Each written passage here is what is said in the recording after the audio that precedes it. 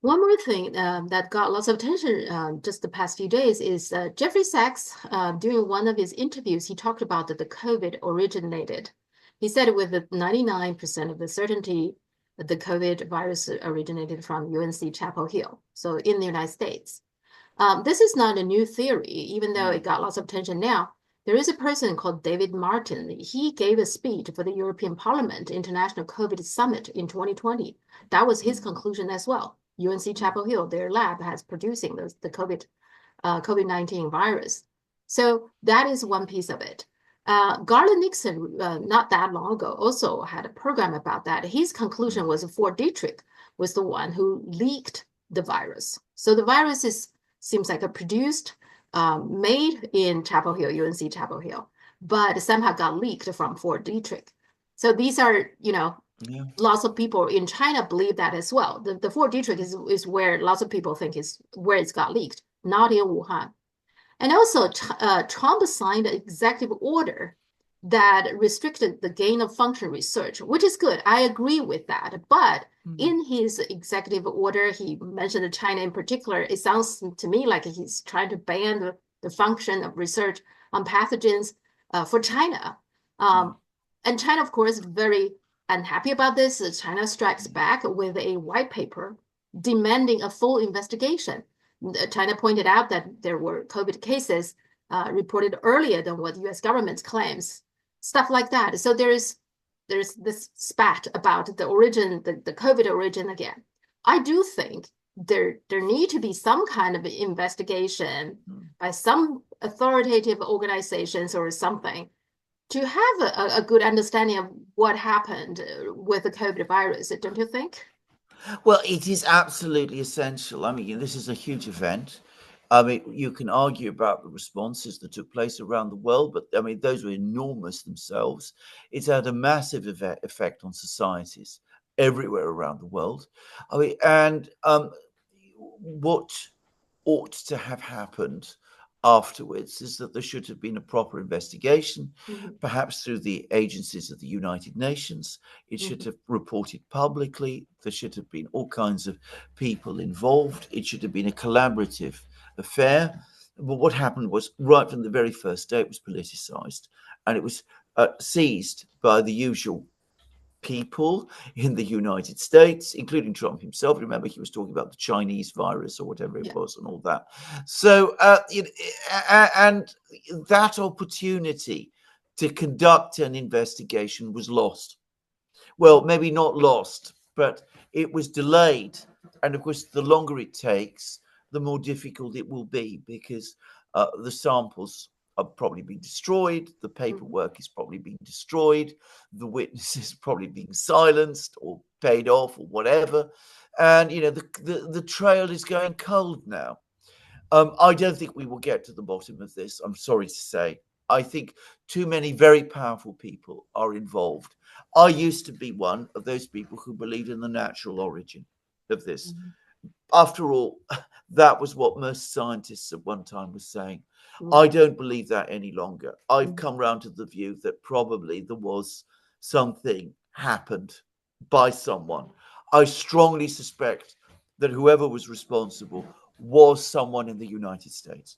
Because if it really was China, you would have expected that the US would be at the forefront in pressing for an investigation, which it clearly isn't.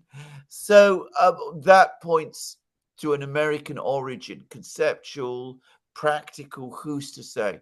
And is there any chance that we're going to see an outcome? Well, maybe in 20, 30 years, but I don't think any time sooner than that. And this is very dangerous because um, it's likely that, given that the people who were responsible have not been brought to account for it, that something like this will happen again. It's I, it's I, actually I didn't even know uh-huh. that gain of function was happening Yeah. until the pandemic began.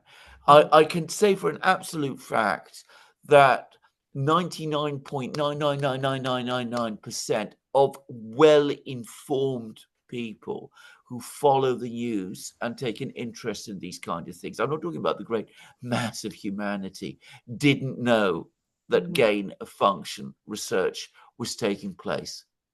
The very fact, the very nature of that research shows that there needed to be a proper public debate about it, which never, of course, happened. So that already rings alarm bells and tells you that something very bad and very wrong was happening. Well, that's part of the danger of this, that we don't even know. Even though this gain of function research has been going on for a long time, according to this David Martin, in his speech to the European Parliament International COVID Summit in 2020, he's saying they have been doing this since the 60s. And it's not just the United States, but involves Britain and some European countries as well. And he even said SARS in 2013, there was a SARS outbreak in China. He even says the SARS virus was produced in the labs. So this is nothing new. But like you said, we don't even know that, how dangerous this research is. And there's so little that we know about, right? That's the danger of this whole thing that really need to be addressed, I think. Of course, and the further back it goes, the more likely it is that we're not looking at attempts to create, engineered viruses for, medical purposes, to create bad medical purposes, to create, antidotes to these diseases which didn't exist but which we are creating. If you go back as far as the 60s, then it's more likely than not that we're looking at experiments to create biological weapons. Yeah. I mean, that would have been at least the founding purpose, because in the 60s, and I lived in the 60s, I remember the 60s, people weren't thinking yet in terms of creating mRNA vaccines or any of that kind of thing. Well, the other thing is, regardless of what happened, I feel like it is these kind of times that U.S. should take the lead to demand some kind of an investigation. That on the one hand, the U.S. always believed it's the world leader, but then times like this, that the U.S. should take the lead, demand some kind of answer or investigation. U.S. is not interested. Like, we're not, right? No, U.S. is always interested in having war somewhere, stir troubles. But when it's time to take the lead, for example, AI, I really think U.S. and China should started looking into the ethnic aspect of AI, because we will come to a point the AI will be so powerful that the human might not even be able to control it. And also the other aspect is that more and more jobs are lost because of AI. So what should we do, right? These kind of discussions need to happen. And China and the US are the leading countries. They should have this kind of discussion. US is not interested. So in times that when you really need US leadership, the US is like, we're not interested. Is it? Well, exactly. Because I mean, as we've discussed in many programs, I mean, the US is ultimately, like all Western countries, it's focused on power. And unless you understand that, nothing about what they do ultimately makes sense.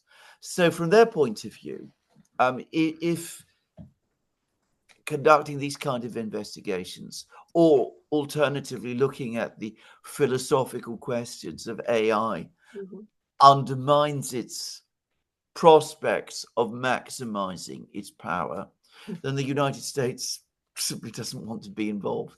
By the way, on that issue, and I mean, my wife, as you know, is an academic. I mean, I happen to know that within the world of science and technology, the very, very furthest edge, they're talking about this in the universities. They say that philosophy has never been more important as a discipline, precisely because it is necessary through philosophy to look at these questions. Which country has an exemplary tradition in philosophy? just saying. Yes. Yeah, we talk about the test, right? That throughout the Chinese history, the emperor have those tests. Philosophy is a big part of it. Yes. Well, absolutely. I mean, there are philosophical schools that go back millennia, a massive tradition in philosophy and philosophical thinking, one based very much on humanist ideas. If you're looking at interest in nature, Taoism. I Mhm. mean, all of that. I mean, surely you would want to tap into all of that. I mean, it would be Yeah, the moment to just yes, say, yes. And just I asking think, that question. yeah, I think it makes sense when the Chinese Mm, Huangdi, when they interview, the last step yeah, for these yeah, people who are trying to get into the high level of the government running the country, the last step is the Huangdi will interview the person, yeah, right? And the interview always the Huangdi always interested in this person's worldview about yeah, things. yeah, I think it makes sense, right? Because the worldview would tell you what kind of leader that person is, right? How this yes, person will run things. It tells you a yes. lot about this person through this person's worldview and philosophical answers to these questions. It makes sense. I actually think it does. Absolutely, absolutely. I mean, I should say one of the books that maybe understand and take an interest in China more than any others is a book about a political conflict that happened in the early 16th century in the Ming dynasty, which Hmm. is the Huangdi of the time died. He died without leaving an heir, so Hmm. they had to decide which other member of the dynasty would replace him. And then the question was whether the new Huangdi would honor the previous Huangdi as his father or would continue to honor his biological father as his Hmm. father. And this created an enormous controversy and a massive discussion in China. Now, putting it in that way, it all sounds very esoteric and, what difference does Hmm. it make and all of that?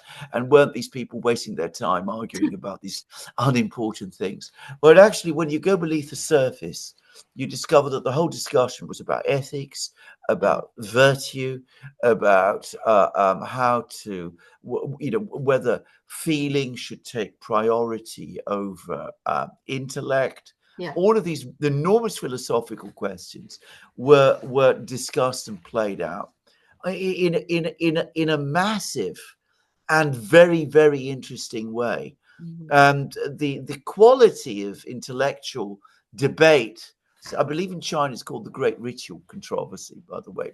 I don't know Hmm. how that translates into Chinese, but the level of intellectual debate was really quite astonishing. It was as if the whole of China was like a university common room, the philosophical department of a university common room, Cambridge or something like that. It was really on that level. Hmm. Just saying. Okay. So let's talk next week. It seems like just the past few days, a lot of things happened. It Oh, seems like, absolutely. yeah. Absolutely. Okay. Yeah. Let's see what happens until next Wednesday. Thank you so much. Indeed. My pleasure. Have a great day. Have a great You too. week. You too. Bye. Bye.